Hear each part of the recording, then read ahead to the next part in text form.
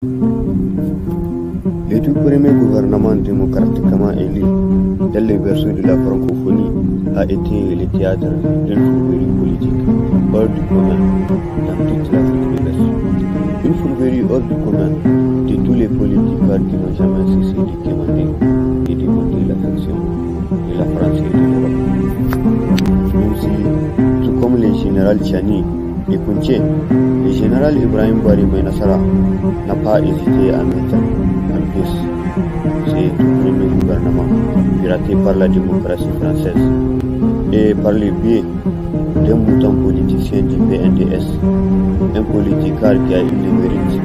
d'exécuter la toute première transition démocratique au Niger, un politicard muni d'une maîtrise minière avec des années d'expérience politique. Et même si qui de nous aurait cru qu'un mouton du PNDS peut se dispenser d'une maîtrise minière pour lier la politique nigérienne? Qui de nous aurait cru que les cris de révolte du général Ibrahim Bari Maïnassara peut le conduire à Barbo de la République de la Libye avant son assassinat et avant l'escalade meurtrière de la démocratie française et occidentale pour mettre fin à la vie? Qui de nous aurait cru qu'un soldat peut proclamer tout haut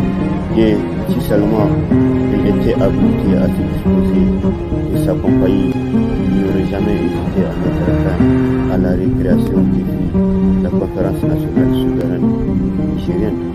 après le général Sénégal. Et même si le général Ibrahim Bari Maïnassara est une copie conforme du capitaine Thomas Sankara, et même si le général Ibrahim Bari Maïnassara est un soldat qui avait choisi de ne pas embarquer le Niger dans une aventure colonialiste de la France, et qui d'ailleurs ressemble à l'aventure suicidaire du politiciens africains, pour ne pas dire des moutons qui ont semé les germes du colonialisme en Afrique. Une aventure qui ressemble aux pratiques dilatoires des politiciens qui ont perpétré la rupture de la fédération du Mali, de grandes dames, des grands hommes porteurs de l'espoir et de l'esprit du panafricanisme, pour paraphraser Ilessani lors de la COPAD.